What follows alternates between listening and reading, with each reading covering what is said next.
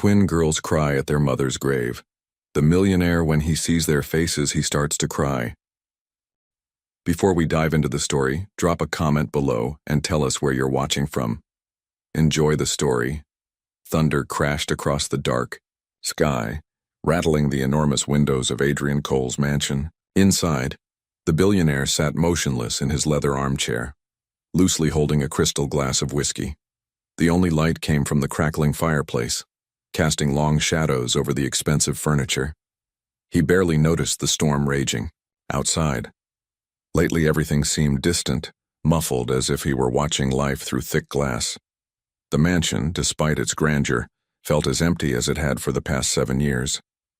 Since Emily, Adrian took another sip of whiskey, letting the familiar burn chase away thoughts of blue eyes and gentle smiles. The memories always hurt more during storms. Emily had loved storms, used to drag him outside to dance in the rain, her laughter brighter than any sunshine. Now there was only silence.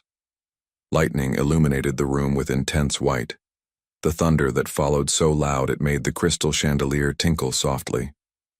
Adrian's fingers tightened around his glass as he stared into the flames, trying to lose himself in their hypnotic dance. The sudden buzz of the intercom broke his isolation. "Mr. Cole," James's voice, his head of security, sounded through the speaker. "Sir, I apologize for interrupting, but there are 2 children at the main gate." Adrian's eyebrows furrowed. "Children?" "Yes, sir. 2 little girls, appear to be twins." "At this hour? In this weather?" Adrian placed his glass on the table harder than necessary. "Where are their parents?" "Unknown, sir. They're alone." Adrian stood up, irritation breaking through his usual apathy. He didn't deal with people anymore, especially children. His staff knew this. "Call the police." James hesitated. "Sir, they're soaked and seem terrified. The smaller one is crying." Adrian ran his hand over his face. He didn't want to get involved. He'd spent years carefully building walls around himself, keeping the world and its complicated emotions at a distance. And yet, "Fine," he muttered. "I'll handle it." He grabbed an umbrella from the stand near the door, though he hardly cared about getting wet. The rain hit him as soon as he stepped onto the covered porch driven by the wind. Lightning cut across the sky again as he descended the long driveway toward the ornate iron gates. On the other side, 2 small figures clung to the bars. They couldn't be more than 6 or 7 years old, their clothes completely drenched, long hair stuck to their faces. As Adrian approached, they looked at him with identical expressions of desperation. And then he saw their eyes. Blue, exactly the shade of cornflowers in summer. Emily's eyes. Something in his chest contracted painfully. He stopped a few meters from the gate, unable to move closer, unable to look away. The resemblance was striking, impossible. His mind must be playing tricks on him. "Please, sir," one of the girls whispered, voice trembling from cold and fear. "Mommy won't wake up." The words cut through Adrian's paralysis. Without thinking, he began to move, punching in the gate code with fingers that felt numb. As soon as the gates started to open, he removed his expensive coat. "Where is she?" He demanded, wrapping the coat around the 2 little girls. They were so small that the coat covered them like a blanket. "Your mother, where is she?" The girls huddled together beneath the coat, their small bodies trembling. The one who had spoken, he noticed she wore a small butterfly clip in her hair, pointed toward the trees that lined his property. "In the car," she said. "We tried to wake her, but she wouldn't move. Belle got scared." She hugged her sister closer. "I'm Daisy. I remembered seeing your lights through the trees, so we came for help." Adrian's heart pounded hard against his ribs. These children with their familiar eyes and delicate features. He pushed the thought away. It wasn't possible. Emily was gone. "Show me," he said, his voice harsher than intended. The girls grabbed his hands without hesitation, their small, cold fingers against his skin. They pulled him away from the safety of the gates and into the storm. The rain beat down mercilessly as they followed the path through the trees, branches whipping in the wind. Adrian should have been questioning this. should have been more cautious about following two strange children into the darkness. But something drove him forward. Instinct, perhaps, or something deeper he didn't want to examine too closely. The girls led him down a narrow dirt path, now muddy from the rain. Their grip on his hands never loosened, as if they feared he might disappear if they let go. Despite their size, they moved with determination, clearly knowing where they were going. There! Daisy pointed ahead, where headlights weakly cut through the rain and trees. An old sedan was partially hidden among the foliage, its front end resting against a large oak tree. The impact didn't look severe, but Adrian's heart raced. As they approached, the driver's door was ajar, and through the rain he could make out a figure slumped in the seat. "Mommy hasn't moved since the car stopped." Belle spoke for the first time, her voice so soft Adrian could barely hear it over the storm. "We tried shaking her, but..." Adrian gently squeezed their hands and then released them. "Stay here," he ordered, already walking toward the car. Water streamed into his eyes, but he barely noticed, his attention entirely focused on the unconscious woman in the driver's seat. When he reached the car door, lightning illuminated the interior once more. Adrian's world stopped. The woman's head was resting on the steering wheel, her long, dark hair falling forward, hiding her face. But he knew that hair, knew the delicate curve of her neck, the small scar on her right hand that held the wheel. He had traced that scar with his fingers thousands of times, listening to her laugh as she told the story of how she got it trying to rescue a cat from a tree when she was 12. It wasn't possible. It couldn't be possible. His hands trembled as he reached out to brush the hair from her face. The windshield wipers worked furiously against the downpour as Adrian's Bentley cut through the dark streets. His knuckles were white on the steering wheel, his jaw clenched so tight it ached. In the rearview mirror, he kept catching glimpses of the twins huddled in the back seat, their small forms wrapped in his coat. They looked so much like her that it hurt to breathe. Daisy leaned slightly forward, protective even in her exhaustion, with one arm around her sister. Belle had finally stopped crying, her head resting on Daisy's shoulder. Their identical blue eyes met his in the mirror each time he looked back, and every glance felt like a physical blow. "Turn left here," Daisy quietly indicated, pointing to a neighborhood Adrian hadn't visited in years. The streets grew narrower, the buildings more weathered. Neon signs hummed in the rain, their harsh light reflecting in the puddles forming on the cracked asphalt. Adrian followed their directions mechanically, his mind still reeling from finding Emily unconscious in that car. He had carried her to his car, laying her in the back seat with a gentleness he hadn't displayed in years.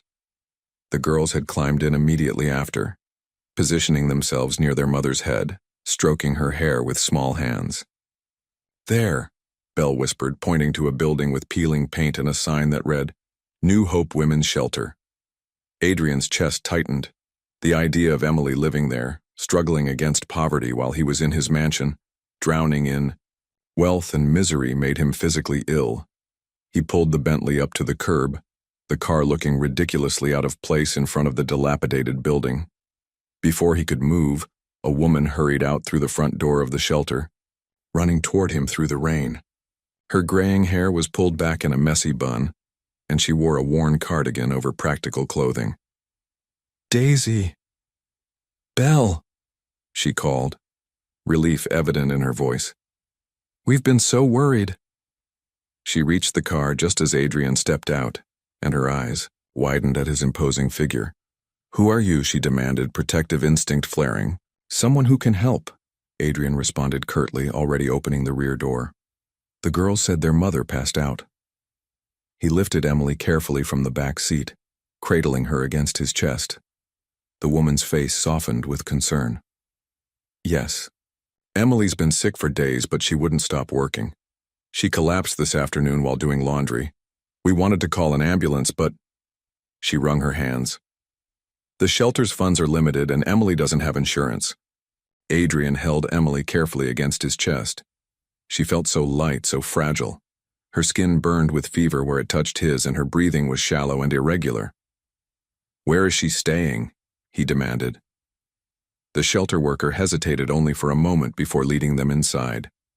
The interior of the building was clean but modest, with mismatched furniture and walls that hadn't seen a fresh coat of paint in years. They climbed a narrow staircase to the second floor, where small rooms lined a dark hallway. The worker opened one of the doors, revealing a tiny space barely large enough for a twin bed. Emily's few possessions were arranged on a small shelf. Some worn clothes, a few children's books, and a weathered picture frame turned face down. Adrian laid Emily gently on the thin mattress, his hand lingering on her cheek. Even gaunt and pale, she was beautiful. His Emily, whom he thought dead and buried for 7 years, had been alive all this time, struggling to survive with their daughters. Their daughters. The thought hit him like a physical blow.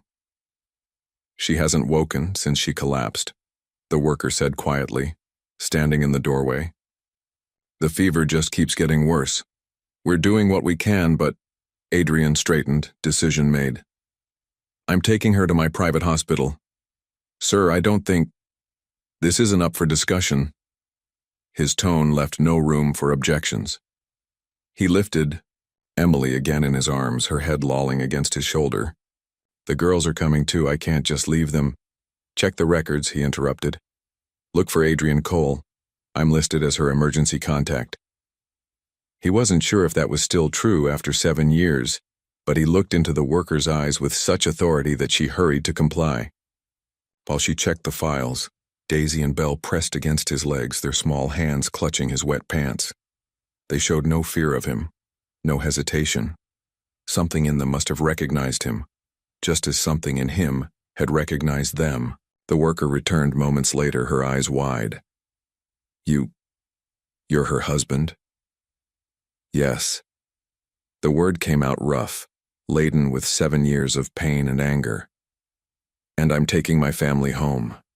He brushed past her with Emily secure in his arms, the twins, staying close, practically running to keep up with his long strides. Outside, the storm had intensified, but Adrian barely noticed the rain.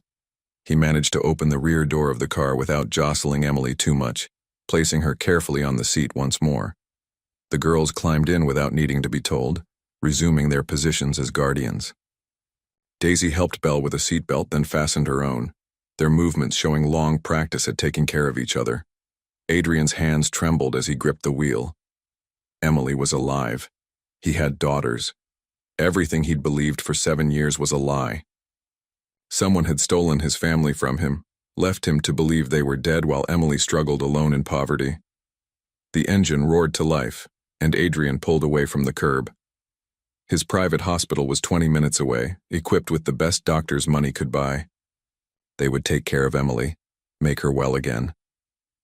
In the rearview mirror, he watched the twins whispering to their unconscious mother, their small hands never leaving her. They looked exhausted but determined, these little girls who had braved a storm to save their mother. His daughters. The thought still seemed surreal.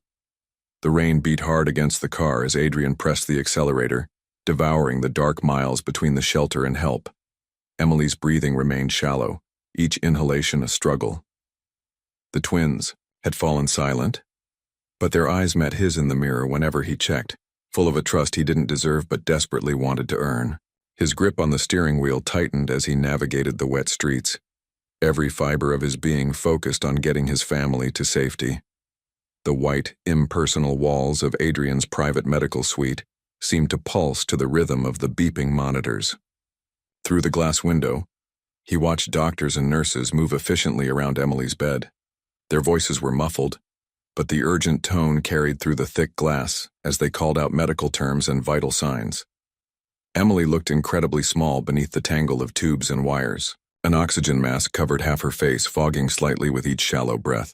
Her skin was almost as pale as the sheets except for the feverish, unhealthy flush on her cheeks. Adrian clenched his fists at his sides, knuckles white with tension. Every instinct screamed for him to be in there, holding her hand, doing something. But he knew he would only be in the way. Instead, he remained like a sentinel at the window, watching the woman he had once mourned fight for her life. A small sob behind him made him turn. In the large waiting room chairs, Daisy and Belle were huddled together, hands tightly clasped. They looked even smaller in this clinical environment. Two little girls lost trying to be brave. Belle's eyes were red from crying, while Daisy alternated her gaze between Adrian and the window to her mother's room, as if she feared both might disappear. Adrian ran a hand through his hair, overcome with uncertainty. He had no experience with children, had never imagined himself as a father. The last 7 years had made him cold, distant. He didn't know how to comfort these small versions of Emily who looked at him with such desperate hope. But something inside him, something he thought had died with Emily, refused to let him remain aloof to their pain. With careful steps, he approached the chairs. The girls watched him, their identical blue eyes, Emily's eyes, following his movements. "Your mother," he said, his voice rougher than intended, "is getting the best care possible."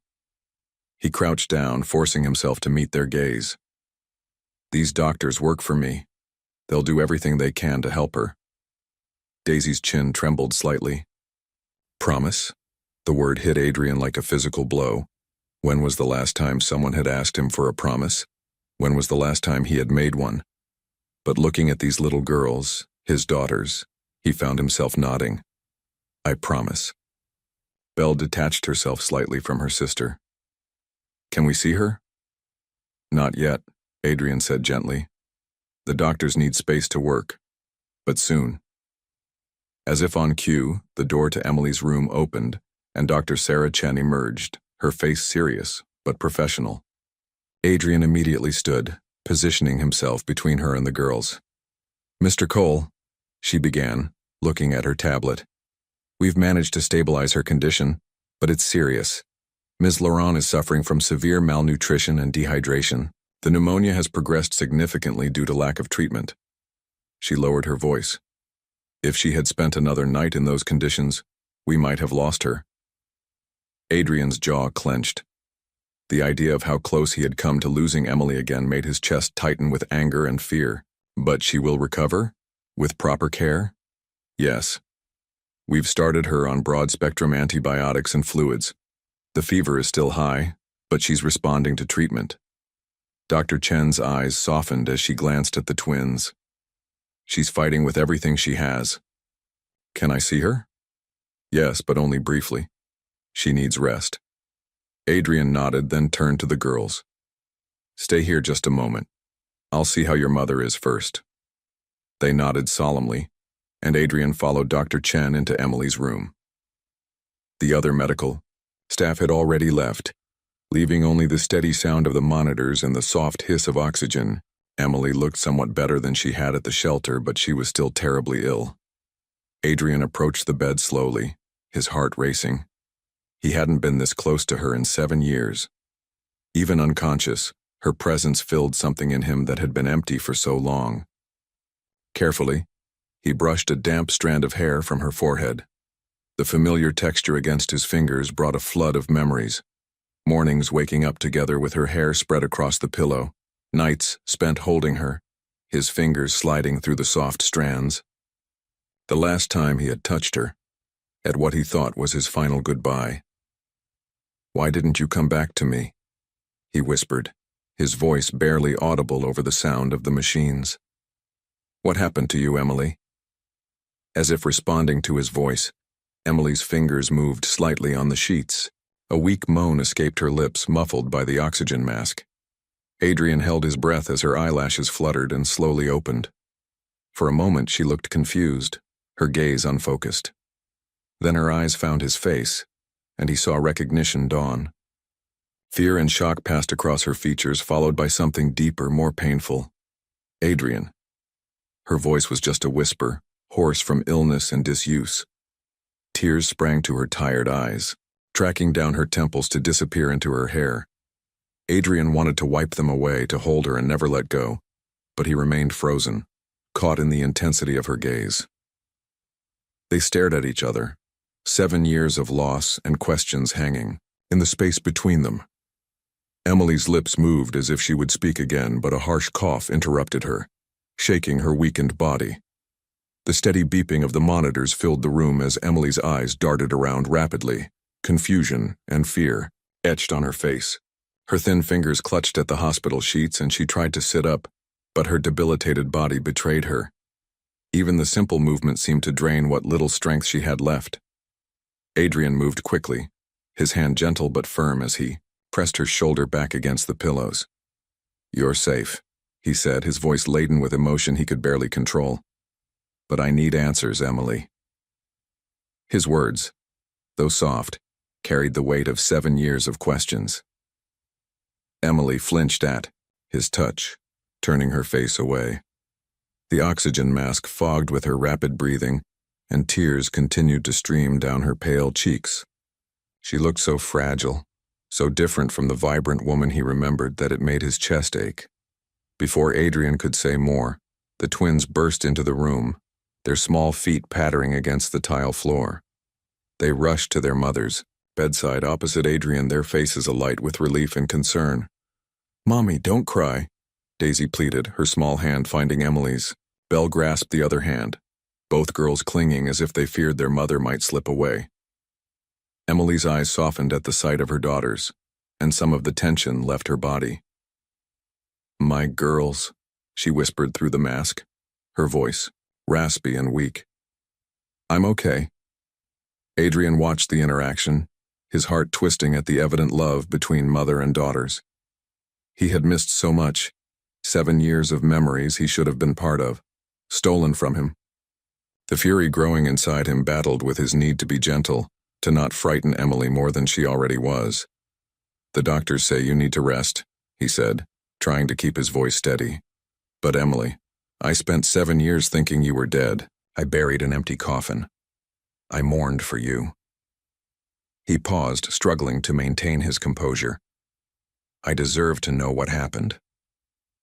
Emily's eyes met his, and the pain he saw there made his heart stop for a moment. She raised trembling fingers and pushed aside the oxygen mask despite Adrian's concerned look. "The girls?" she whispered, glancing at the twins. Adrian understood what Emily wanted to say. Whatever she needed to tell him, she didn't want her daughters to hear it. He pressed the call button, and within moments a nurse appeared. "Could you take the girls to get something to eat?" he requested, his tone making it clear it wasn't really a question. The nurse nodded, understanding the situation. "No," protested Daisy, clutching Emily's hand tighter. "We want to stay with Mommy." Emily squeezed their hands weakly. "It's all right, my loves. I'm not going anywhere, I promise." Her voice was almost a whisper, but it seemed to calm the girls. "Go, get something to eat. You must be hungry." Belle, always the more observant twin, looked between her mother and Adrian. Something in her young face showed understanding beyond her years. She tugged at her sister's sleeve. "Come on, Daisy. Mommy needs to talk to him." The nurse led the reluctant twins out, leaving Adrian and Emily alone with the rhythmic sound of the monitors. Emily seemed to shrink without her daughter's presence, as if they gave her strength. "Your father," Adrian said quietly, finally putting together the pieces. "It was him who did this." Emily closed her eyes, a single tear tracking down her face. When she spoke, her voice was broken, laden with years of pain. "He hated you. Said you weren't worthy of the Laurent name, that you were beneath us." She had to stop to catch her breath. "He gave me an ultimatum, leave you, or he would destroy everything you'd built." Adrian's hands closed into fists, but he forced himself to relax them when he saw Emily's frightened look. "You didn't leave me." "I couldn't," she whispered. "I loved you too much. So he took matters into his own hands." Her voice trembled. "The night of the accident, my driver was working for him. The tea I drank was drugged. I remember the car stopping, then nothing until I woke up in a private clinic." Every word was like a knife to Adrian's chest. He remembered that night, the police at his door, the wreckage, the body they said was unrecognizable, all a carefully orchestrated lie. "I was sedated for months," Emily continued, her voice growing weaker, "when I managed to escape." She placed her hand over her stomach, remembering. "I was pregnant. No money, no home, nowhere to go. And I knew if he found me, he would take them from me. Adrian leaned forward, his voice urgent. Why didn't you come to me? I would have protected you. Protected them. Emily's eyes filled with fresh tears. He had people everywhere, his influence. You don't understand how far it reaches. Every time I thought I was safe, his men would appear. I couldn't risk it. I couldn't let him take my babies. Her voice broke on the last word. So I ran. I kept running. Shelters, temporary jobs, always looking over my shoulder. The girls have never had a real home because of me. The monitor showed Emily's increasing heart rate, and Adrian gently replaced the oxygen mask. Breathe, he ordered softly, though his own body trembled with rage. The thought of Emily alone, pregnant and afraid, while he lived in his mansion, drowning in whiskey and self-pity, was unbearable. I'll make him pay, Adrian growled, his voice low and threatening. Everything he did to you, to us, to our daughters, he'll pay for all of it. Emily's hand shot out, grabbing his wrist with surprising strength. No, she said through the mask, her eyes wide with fear. I don't want revenge, Adrian. I just want my daughters to be safe. Her strength diminished, the brief surge of energy fading. Please. It's all I've ever wanted. Adrian looked at her. Really, looked. Behind the illness and exhaustion, he saw the same strength that had made him fall in love with her. Then his gaze drifted to the door, where the twins were peeking in, clearly having escaped the nurse. They quickly ducked back out of sight, but the image stayed with him. The fury in his chest transformed into something else, something deeper, more determined. He had more than just a woman to fight for now. He had a family, 2 little girls, who shared his blood, who had Emily's eyes and her determination, and he would protect them all, at any cost. Sometime later, the hospital room hummed with the soft rhythm of medical equipment, a constant backdrop to the quiet breathing of the sleeping twins. Daisy and Belle were curled together on the soft couch Adrian had brought in, sharing a fluffy blanket that seemed enormous on their small bodies. The sight of them made his chest tighten. His daughters, a miracle he never knew he had. Adrian sat in the chair beside Emily's bed, his posture rigid despite hours of vigil. The soft lighting of the private suite cast gentle shadows across Emily's face, making her appear even more fragile than she already was. His eyes never left her, as if he feared she might vanish the moment he looked away. Emily stirred, her eyelashes fluttering against her pale cheeks before slowly opening. For a long moment she simply watched him, her gaze heavy with exhaustion and something deeper. Years of longing, of fear, of survival. The weight of all they had lost hung between them like a physical presence. I thought I'd lost you forever, Adrian said, his voice rough with emotion. The words seemed to scrape in his throat, carrying 7 years of pain. Emily's fingers twisted in the hospital blanket. How could she respond to that? She had lost him too. Lost everything she knew or loved except for the precious gifts growing inside her at the time. She had spent countless nights dreaming of him, wondering if he had moved on, if he was happy, if he was safe. Even while running, even while struggling to keep her daughters fed and warm, she had never stopped loving him. The silence between them was laden with unspoken words and shared pain. Morning brought the doctor's visit with his clipboard full of notes about Emily's condition. He spoke in measured tones about her recovery, recommending she remain under medical care for at least a few more days. The pneumonia is responding well to treatment, he explained, but her body needs time to recover from prolonged malnutrition and stress.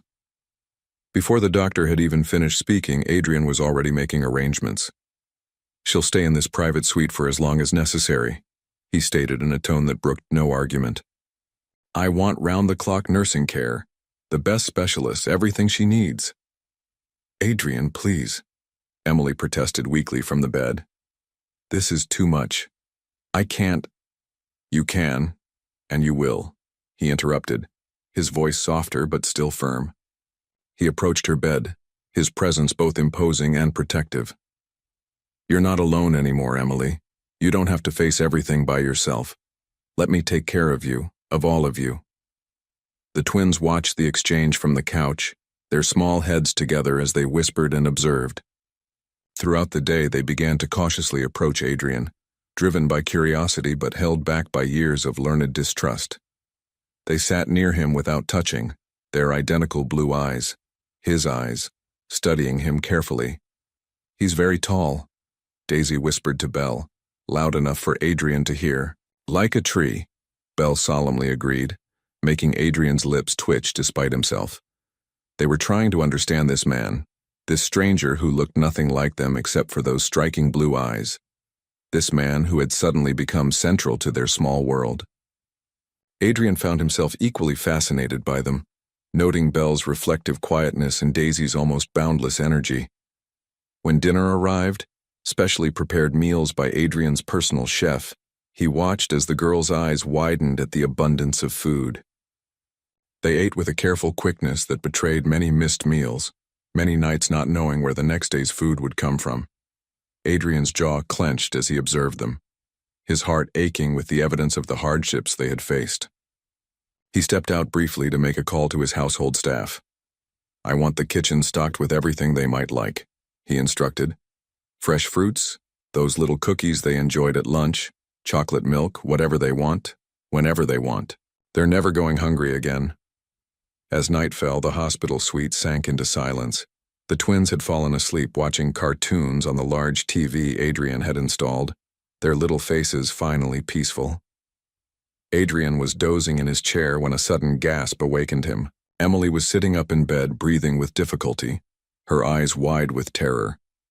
Her hands clutched the blanket so tightly her knuckles were white, and beads of sweat trickled down her forehead despite the cool temperature of the room. Adrian was at her side in an instant, his hand finding hers in the darkness. He didn't speak, didn't press her to explain, just held her hand, offering his strength, his presence, his silent promise that she was no longer alone. Emily's breathing gradually calmed, though tremors still ran through her body. The images from the nightmare persisted, her father's cold face as he ordered her locked away, endless nights fleeing with her daughters, the constant fear of being found. But for the first time in 7 years, she didn't have to face these demons alone in the dark. Adrian's hand was warm and solid in hers, an anchor in the storm of her memories. He sat on the edge of the bed, his thumb tracing gentle circles on her palm, and Emily felt something inside her begin to heal, slowly, tentatively, but unmistakably. The monitors beeped softly in the background. The twins slept peacefully on the couch, and in the dark quiet of the hospital room, Emily allowed herself to lean on Adrian's strength. Just a little, just enough to remember what it felt like to feel safe. Days later, the sun had barely risen when Adrian settled into his office, his desk already covered with documents and reports. The weight of everything he had discovered in the past few days pressed down on him, fueling his determination to uncover every detail of Emily's disappearance. His private investigators were the best money could buy, but waiting for answers was torture. The office was silent except for the soft ticking of the antique clock and the occasional rustling of papers. Adrian's fingers drummed on the mahogany desk while his other hand held a cup of coffee that had gone cold long ago. Dark circles under his eyes betrayed his sleepless night, but his gaze remained sharp and focused. A soft knock interrupted his thoughts. "Enter," he called, straightening in his chair. His assistant Sarah entered with a thick manila folder clutched to her chest, her expression grim. "Sir, the preliminary findings you requested about Mr. Laurent's activities 7 years ago." Adrian's jaw clenched as he took the folder. "Thank you, Sarah. That will be all." As soon as he was alone, he opened the folder and began to read. With each page, his grip on the papers grew tighter, his knuckles turning white. The evidence was laid out in meticulous detail. Falsified death certificates with official stamps, medical records documenting injuries that never existed, bank statements showing substantial payments to various officials and medical staff. Emily's father had created an elaborate web of lies, using his wealth and influence to erase any trace of his daughter's existence. The car accident had been staged with precision, including planted DNA evidence. The private facility where Emily had been kept was registered under a shell company, its records buried beneath layers of corporate bureaucracy. Adrian's hand trembled as he reached the section detailing the bribes. The amounts were shocking even by his standards: hospital administrators, police officers, coroners. Laurent had bought them all, ensuring no one questioned the story of Emily's death. A wave of fury rose in Adrian's chest, hot and overwhelming. The coffee cup shattered in his hand, spilling the lukewarm liquid across the desk and documents. He barely noticed the mess or the sharp cut of the ceramic on his palm. Hours passed as he delved deeper into the investigation. When he finally arrived at Emily's hospital room, his anger had crystallized into something cold and dangerous. Emily was awake, propped up on the pillows while the twins played quietly with some new toys on the couch. The moment she saw his face, she knew. 7 years apart hadn't diminished her ability to read him. She recognized the fierce, protective anger burning in his eyes, the same look he'd had years ago whenever someone threatened what he loved. "Adrian," she said softly, concern marking her forehead. He tried to soften his expression for the sake of the girls, but his voice remained tense with controlled fury. "I know what he did. All of it." Emily's face paled. She glanced at the twins, then back to Adrian. "Please," she whispered. "Don't do anything rash. He's still powerful. He can hurt us, hurt them." Adrian moved to her bed, taking her hands. His touch was gentle despite the anger consuming him. "He won't get near you," he promised, his voice low and intense. "I'll make sure of it. No one is going to hurt you or our daughters ever again." Throughout the day, as Adrian moved between his office and Emily's room, he became aware of 2 small shadows following him. Daisy and Belle had begun trailing him around the house, hiding behind furniture or in corners whenever he looked their way. Their giggles always gave them away, but Adrian pretended not to notice, understanding their need to observe him on their own terms. At one point, he spotted them peeking from behind a doorframe, their identical blue eyes wide with curiosity. He kept his expression carefully neutral, continuing his conversation with the security team while secretly watching their reactions. The girls whispered to each other, studying his movements, his expressions, the way others responded to him. As night approached, Adrian arranged for the twins to be taken to a specially prepared room near Emily's. He had furnished it that afternoon: 2 small princess canopy beds, soft nightlights, and shelves already filled with books and toys. The girls' eyes had widened when they first saw the room, their small hands holding each other as they absorbed the magical space. Now, as Adrian tucked them in, making sure each had her favorite stuffed animal, discovered through careful observation, Belle's small voice broke the silence. "Are you really our daddy?" Adrian's heart clenched. He knelt between their beds, bringing himself to their eye level. "Yes," he answered simply, his voice soft, despite the emotion threatening to overwhelm him. There was a moment of silence before Daisy spoke, her voice even softer than her sister's. "Will you go away like all the other grown-ups?" The question hit Adrian like a physical blow. He thought of all the times these precious girls must have been uprooted, all the people who had entered and left their lives as Emily struggled to keep them safe. His throat tightened with emotion. "No, sweetheart," he whispered, smoothing Daisy's hair. "I'm never going anywhere." For an instant, nothing happened.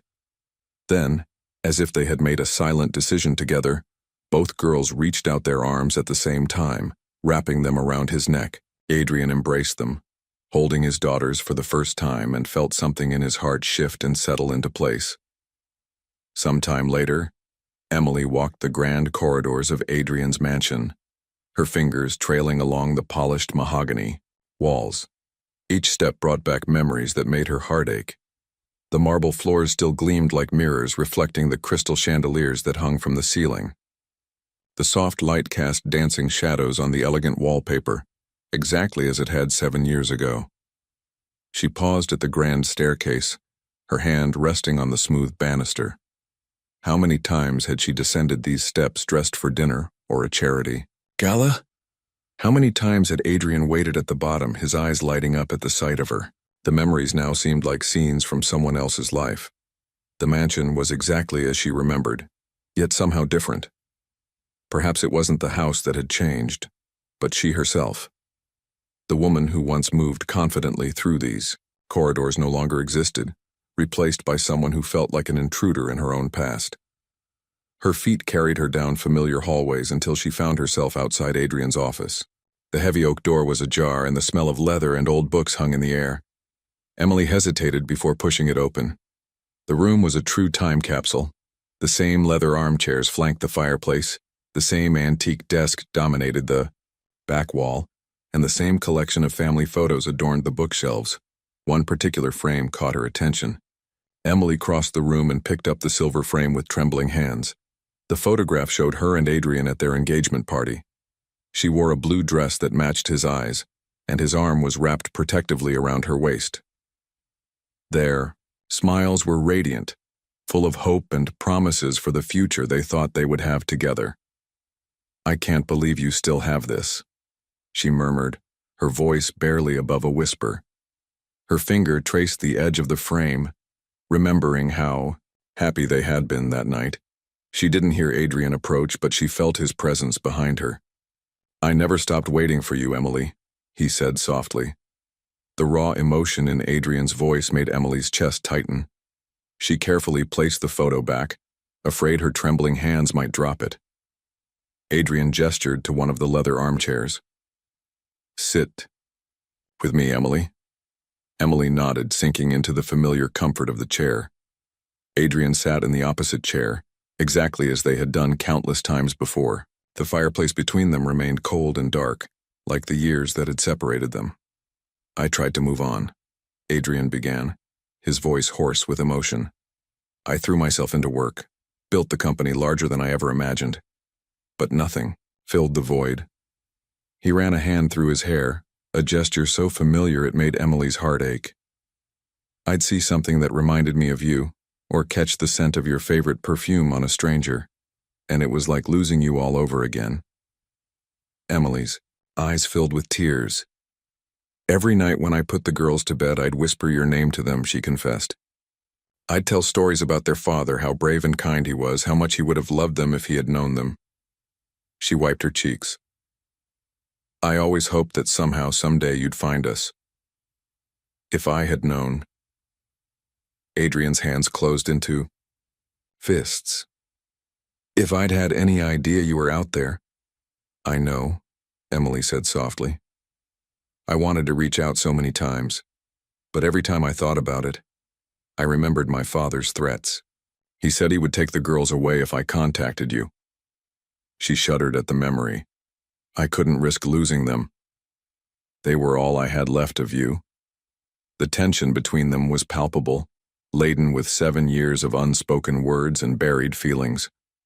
The love that had bound them was still there, burning as intensely as before, but now it was intertwined with pain, fear, and the weight of all they had lost.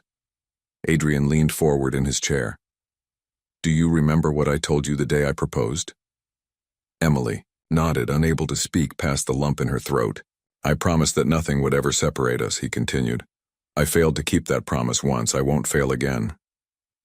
"Adrian," Emily's voice faltered, "everything's different now. We're different people." "Are we?" He stood and knelt beside her chair. "My heart still stops when you walk into a room. I still know exactly how you like your coffee, how you curl up with a book on rainy days, how your nose crinkles when you're trying not to laugh." His blue eyes found hers. 7 years haven't changed what I feel for you, Emily." Later that night, after tucking the twins into their new beds, Emily found herself back in Adrian's office. He had lit a fire, and the flames cast a welcoming glow throughout the room. She sat on the soft rug before the fireplace, wrapped in memories of countless evenings spent just like this. Adrian joined her, offering a glass of wine. They sat in comfortable silence, watching the fire dance and listening to the soft crackling of burning wood. Emily turned to look at him, absorbing the familiar lines of his profile. "I don't know how to be with you again," she admitted softly.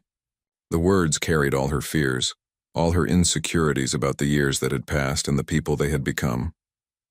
Adrian set his wine glass aside and gently took her hand. His touch was warm and firm, exactly as she remembered. "Then let's figure it out together," he said softly. The next morning, sunlight painted golden stripes across the mansion's entrance as Adrian helped Daisy and Belle into the car. Their eyes widened at the leather seats and the way the doors closed. With a soft, expensive sound, everything about the vehicle spoke of a luxury they had never known. "Where are we going?" Daisy asked, bouncing slightly in her seat as Adrian adjusted her seatbelt. "It's a surprise," Adrian responded, a gentle smile on his lips. He met Emily's gaze as she stood in the doorway wrapped in a soft cardigan. "We won't be long." The drive into the city was filled with the twins' animated chatter, pressing their faces against the windows, pointing at everything they passed. Adrian found himself answering a flurry of questions about buildings, trees, and even traffic lights. Their curiosity touched something deep inside him. The first stop was at the local ice cream parlor, a charming shop with a striped awning and gleaming display cases. The girls' faces lit up at the sight of the colorful array of flavors before them. "You can each choose 2 scoops," Adrian said, watching as they clutched each other's hands and whispered excitedly. Belle chose strawberry and vanilla, while Daisy opted for chocolate and mint chocolate chip. Adrian helped them carry the enormous cones to a table outside with napkins at the ready. The simple joy on their faces as they tasted the ice cream tugged at his heart. When Daisy's ice cream began dripping down her chin, Adrian automatically grabbed a napkin, gently wiping the small girl's face. She didn't shy away from his touch. Instead, she gave him a chocolate-stained smile that melted his heart. The next stop was the toy store, where the twins stood awestruck at the entrance, their eyes as wide as saucers. Adrian knelt between them. "Go ahead," he encouraged. "Choose whatever you want." They wandered the aisles slowly, touching everything with reverent fingers. Belle was drawn to the art supplies, while Daisy became enchanted with a display of stuffed animals. Adrian followed, carrying their growing collection of treasures. What touched him most was how they checked the price of everything, whispering to each other about choosing smaller items. Even so young, they understood the value of money all too well. Adrian made sure they knew they no longer needed to worry about that. From a distance, Emily observed it all unfold. She had followed in her own car, keeping back but unable to resist watching this moment. Her heart swelled seeing Adrian kneel to tie Belle's loose shoelace, his large hands gentle as he made a double knot. The way he lifted Daisy onto his shoulders when she grew tired, her small hands resting confidently on his head, brought tears to her eyes. As the afternoon progressed, Emily witnessed countless small moments that proved what she had always known. In her heart, Adrian was meant to be their father. He seemed to instinctively know when to step in and when to let them explore on their own. His patience never wavered, even when Daisy accidentally knocked over a stack of blocks or when Belle took 10 minutes to choose between 2 coloring books. That evening, after the girls were engrossed with their new toys under the watchful eye of Adrian's most trusted housekeeper, he surprised Emily with dinner. He led her to a private dining room she remembered well, where candles flickered on the table and soft music played in the background. "Just the 2 of us tonight," he said softly, pulling out her chair for her to sit. Emily settled in, touched by the familiar gesture. The table was decorated with her favorite flowers, white roses, and the wine was from the same vintage they used to share. "I want you to feel at home here again," Adrian said as they began their meal. "In this house, in this life." He paused, choosing his words carefully. "I know things can't go back to exactly how they were. Too much has happened. But I want to try to build something new, something that includes all the parts of who we are now." Emily took a sip of wine, letting its warmth calm her nerves. "Sometimes it feels like a dream," she admitted. "Being here again, seeing you with the girls." She smiled softly. "You're so natural with them." "They make it easy," Adrian responded. "They're extraordinary children, Emily. You did an amazing job raising them alone." The morning light filtered, through the tall windows of Adrian's mansion, casting long shadows across the polished wooden floor.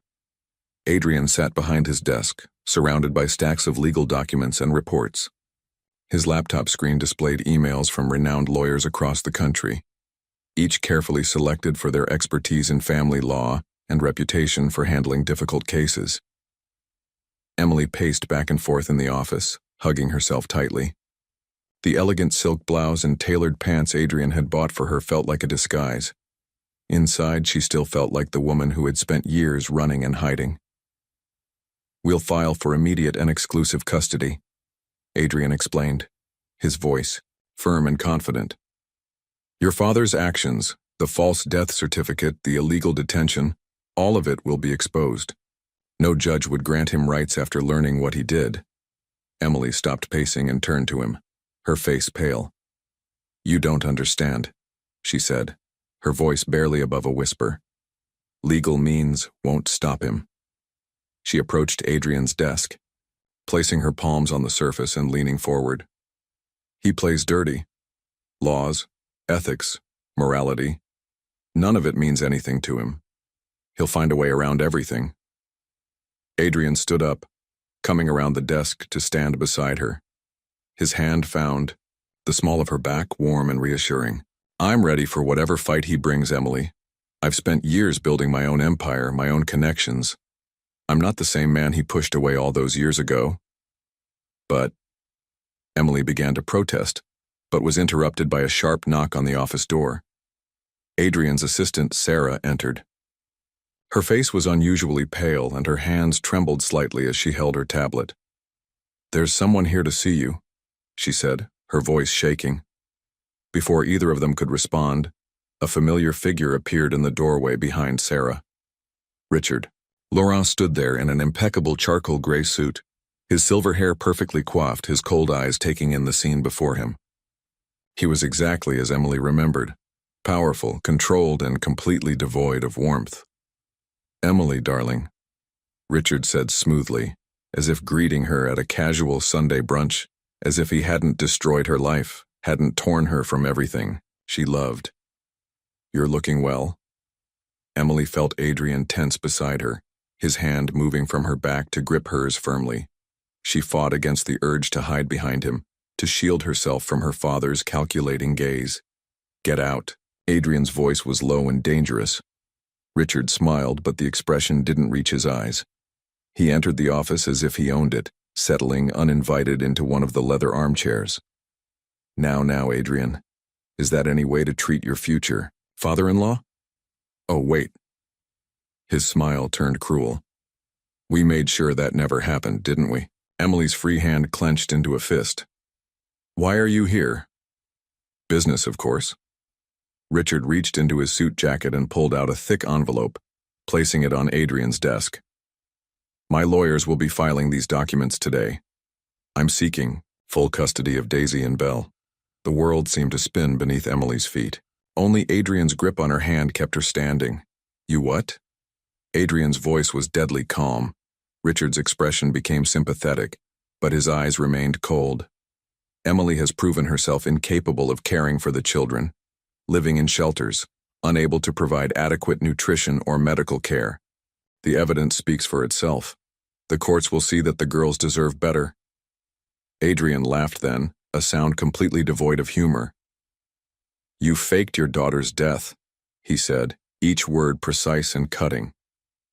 "You left your own grandchildren to live in poverty, and now you think you can take them from her?" "I did what was necessary," Richard replied calmly. Emily needed to understand her place in the world. Unfortunately, she chose to run instead of learning her lesson. But now, he opened his hands, we have the chance to correct this mistake. Emily found her voice, though it trembled with anger. "You will not take my children." "Our children," Adrian added firmly. Richard leaned forward in the chair, his voice lowering to a warning whisper. "I always win, Adrian. Always. I took her from you once. I can do it again."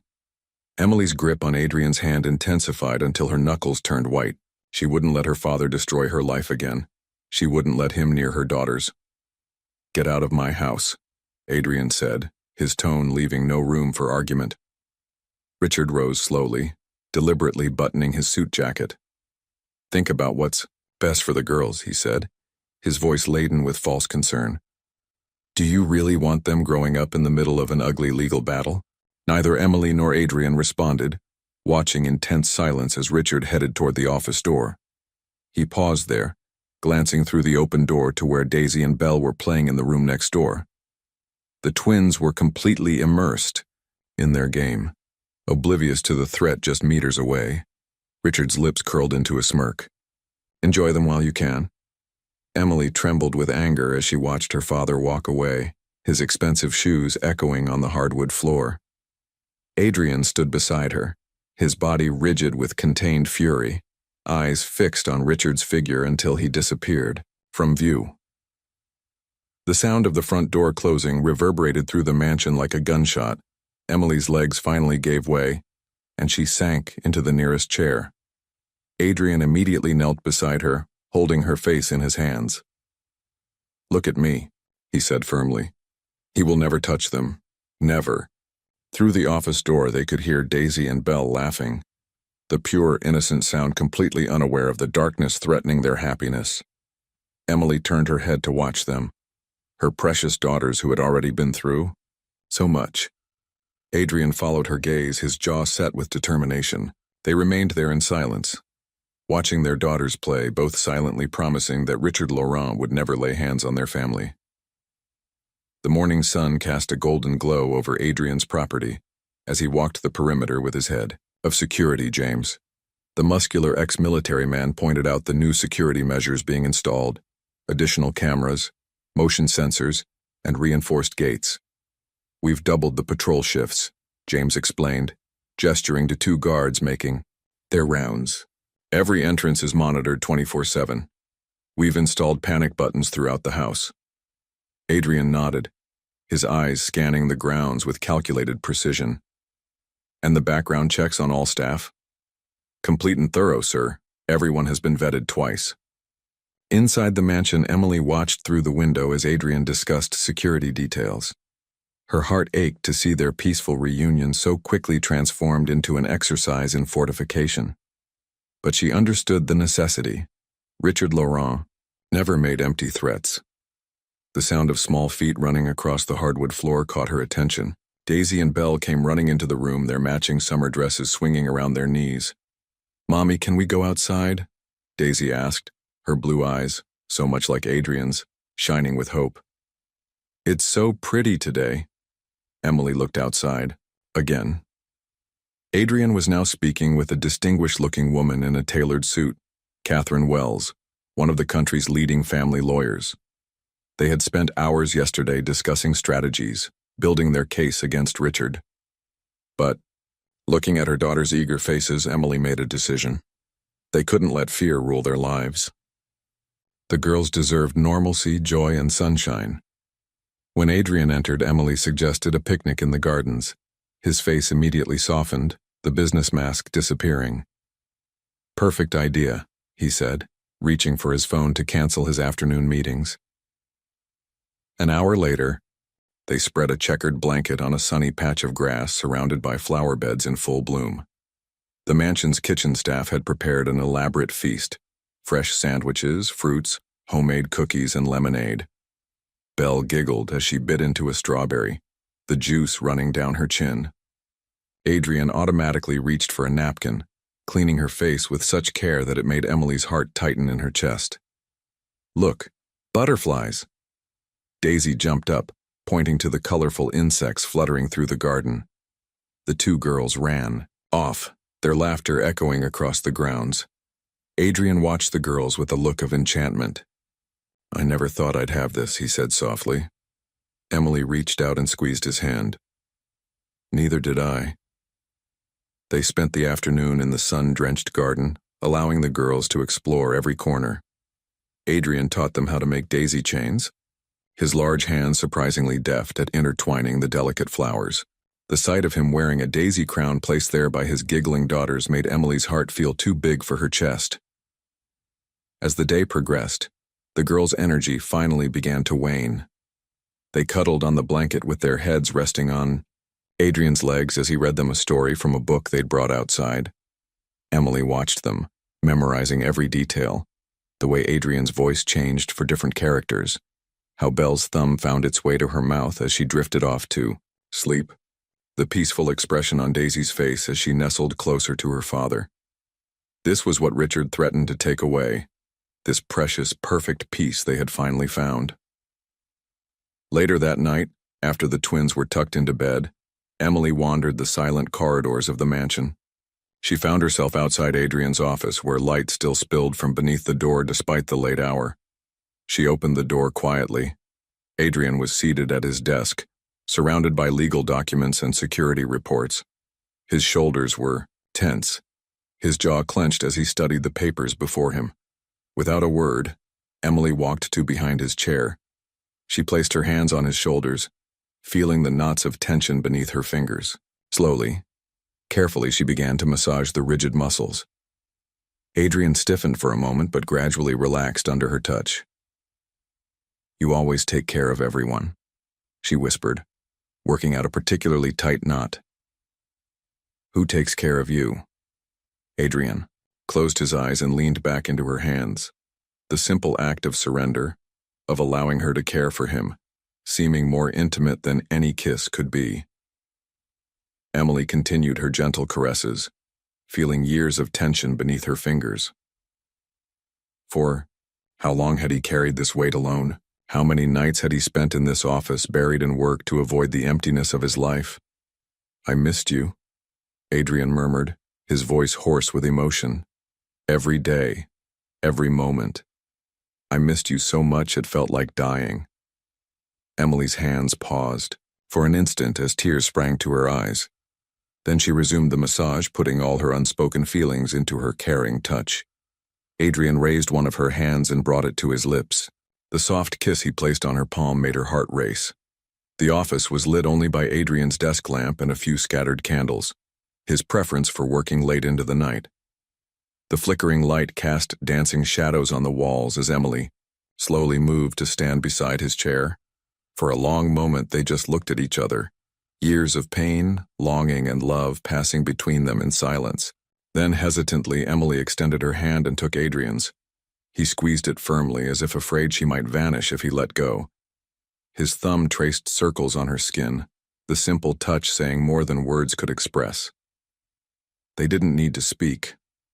In the quiet, candlelit room with their fingers intertwined, Emily finally allowed herself to believe in them again, not just as parents to their daughters, but as Adrian and Emily, two hearts that had never truly stopped beating for each other. The morning light streamed through the high windows of Adrian's mansion, casting long shadows across the polished wooden floor. Daisy and Belle, already dressed in matching blue dresses that Emily had chosen, tiptoed through the silent corridors. Their natural curiosity had led them to explore every corner of their new home over the past few days, but Adrian's office remained, a mysterious territory they had yet to fully investigate.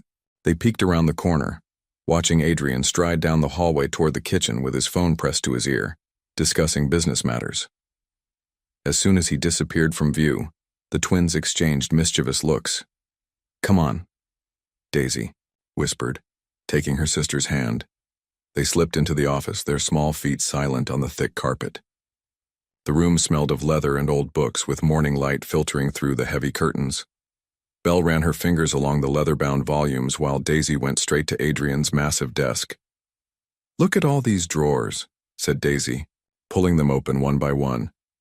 Most opened easily, revealing only papers and office supplies, but when she reached the bottom right drawer, it wouldn't budge. Belle joined her sister, both examining the locked drawer with growing curiosity. "Maybe there's treasure inside," suggested Belle, her eyes sparkling with excitement. Daisy noticed a small key partially hidden under a stack of papers on the desk. Carefully, she picked it up and held it triumphantly. "Let's see if it works." The key fit perfectly in the lock. With a soft click, the drawer opened, revealing several velvet boxes nestled in the back corner. Belle took the smallest one, dark blue and obviously antique but well-preserved. "What is it?" Belle asked, turning the box in her small hands. Daisy, took it from her sister and opened the lid carefully. The two girls gasped as light reflected off the magnificent diamond ring inside. The stone was set in an intricate platinum band surrounded by smaller diamonds that sparkled like captured stars. "It's so beautiful," Belle sighed, leaning in to examine the ring more closely. At that moment, Emily appeared in the doorway. She stopped abruptly, her face losing color as she recognized the box in her daughter's hands. The ring she had never seen but had dreamed about during those months before everything fell apart. Adrian entered right behind her, his tall figure filling the entrance. His eyes immediately fixed on the open velvet box, and something passed across his face. Pain, longing, hope, all mixed into a complex emotion that made his blue eyes darken. The twins, oblivious to the heavy atmosphere that suddenly settled in the room, smiled up at Adrian. Daisy held up the ring, her face lit with innocent excitement. "Are you going to marry Mommy?" Adrian's gaze turned to Emily, and in that moment, he seemed more vulnerable than she had ever seen him. The carefully constructed barriers he maintained, even with her, crumbled completely. His voice was hoarse with emotion when he spoke. "I kept it," he said softly, his eyes never leaving Emily's face. "Because I never stopped wanting a future with you." Emily's eyes filled with tears as the weight of his words settled over her. The ring represented everything they had lost, and everything they might still have. All the dreams that were stolen from them, all the years they should have shared, crystallized in that single piece of jewelry. With a heart full of love and regret, Emily moved toward Adrian, the twins watching with wide eyes as their mother rested her forehead against their father's, their bodies naturally drawing together. Like planets orbiting the sun, Emily's lips parted, words of love and promises forming on her tongue. But before she could speak, Adrian's phone vibrated abruptly in his pocket, breaking the intimate moment. He pulled it out, his face hardening as he saw who was calling. Putting it on speaker, he answered, "Catherine, what is it?" His lawyer's clear, incisive voice sounded, "It's happening. Richard Laurent just filed for an emergency custody hearing." The tenderness of the previous moment evaporated instantly. Adrian gripped the phone tightly, his knuckles turning white, as a cold fury took over his expression. "Then we end this," he responded, his voice like ice. The twins, still holding the velvet box between them, looked up at their parents with confusion and concern. Emily quickly moved to them, embracing them while the determination in Adrian's jaw clenched tighter. Morning shadows stretched across the courthouse steps as Adrian and Emily entered, followed closely by their legal team.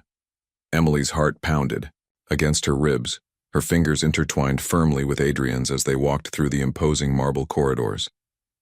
Behind them, they'd left the twins with Adrian's most trusted staff, not wanting them to witness this battle. The courtroom doors loomed ahead, heavy and dark. Emily paused, taking a deep breath. Adrian turned to her, his blue eyes filled with determination. "Remember," he said softly, "he can't hurt you anymore. We have the truth on our side." Inside the courtroom, Richard Laurent sat at the opposite table, his expensive suit perfectly tailored, his silver hair impeccably groomed. He exuded absolute confidence, surrounded by a team of equally expensive attorneys. When he caught Emily's eye, his lips curved into a knowing smile that made her stomach turn. Adrian guided Emily to their table, where Catherine Wells, their lead attorney, waited with organized files spread before her. The polished wooden surface reflected the fluorescent lights above, and Emily focused on its smoothness to calm her nerves. "All rise," called the bailiff as Judge Harrison entered the courtroom. The judge, a stern-faced woman in her 60s, took her seat and surveyed the room with watchful eyes. "Be seated. We're here for an emergency hearing regarding custody of minors Daisy and Belle Laurent." Hours later, Emily watched in disbelief as her father was led from the courtroom in handcuffs, his empire crumbling around him. The evidence Adrian had gathered was overwhelming. Falsified death certificates, blackmail, bribery, all exposed before the judge and now headed to criminal court. Adrian stood beside Emily, his arm protectively around her waist as the judge finalized her ruling. Custody is granted permanently to the natural parents, Emily Laurent and Adrian Cole. Outside under the bright afternoon sky, Belle tugged on Adrian's sleeve, her little face serious. "So that means you're really our daddy forever?" Adrian immediately knelt, bringing himself to the twins' eye level. Daisy moved closer, too, awaiting his answer with the same anxious expression as her sister. "Forever and always," Adrian promised, his voice thick with emotion. "Nothing will ever change that." Their faces lit up with pure joy as they launched, themselves at him simultaneously, squealing with delight as he caught them and lifted them into the air, their little legs swinging with excitement. Their laughter echoed across the courthouse steps while Emily watched, tears streaming down her face. After years of struggling alone, trying to give her daughters enough love to make up for everything they lacked, she finally saw them experience the complete unconditional love of both parents for the first time. She allowed herself to believe in happiness again,